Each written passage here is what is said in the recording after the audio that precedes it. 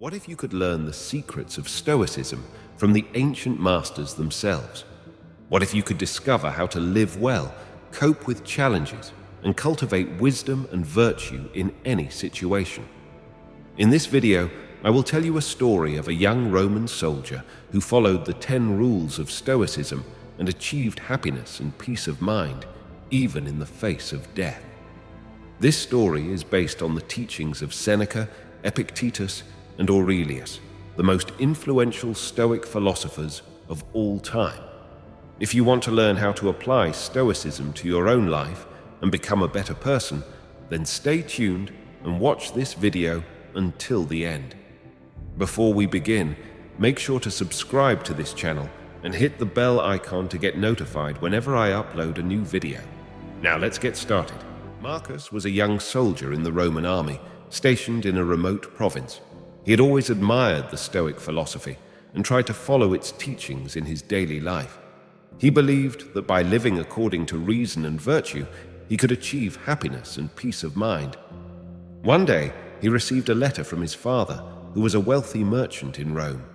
The letter informed him that his father had lost his fortune in a fire and that his mother and sister had died of a plague.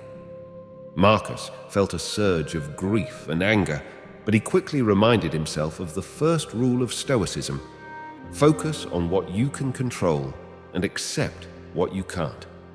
He realized that he had no power over the events that had befallen his family, and that the only thing he could do was to accept them as part of the divine plan. He wrote back to his father, expressing his condolences and his support. A few weeks later, he was ordered to lead a patrol in the nearby forest where some rebels were hiding. He gathered his men and set off, hoping to find and capture the enemy. As they were walking, he noticed the beauty of nature around him and felt a sense of awe and gratitude. He remembered the second rule of Stoicism: live in harmony with nature and follow your rational nature. He decided to act in accordance with the natural law and to use his reason to guide his actions. He soon spotted a group of rebels who were armed with bows and arrows. He ordered his men to attack and charged forward. He fought bravely, but he was outnumbered and outmatched. He felt an arrow pierce his chest and fell to the ground.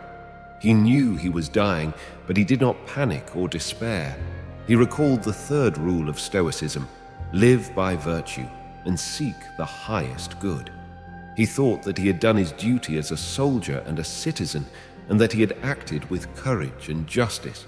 He felt a calm satisfaction, knowing that he had lived a virtuous life. He looked up at the sky and saw a bright light. He smiled and closed his eyes. He whispered the fourth rule of Stoicism: be grateful and love your fate. He thanked the gods for the life they had given him and for the opportunity to die with honor. He embraced his fate, whatever it might be. He died peacefully, and his soul left his body.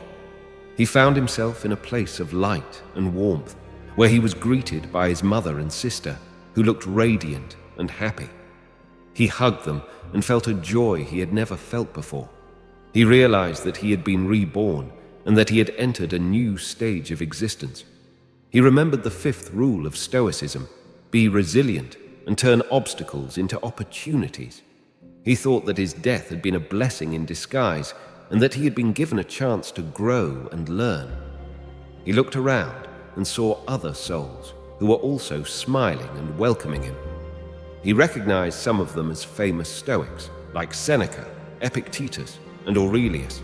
He felt honored and humbled and wanted to learn from them. He approached them and asked them to teach him the rest of the rules of Stoicism. They nodded and invited him to join them. He followed them, eager to continue his journey of wisdom and happiness.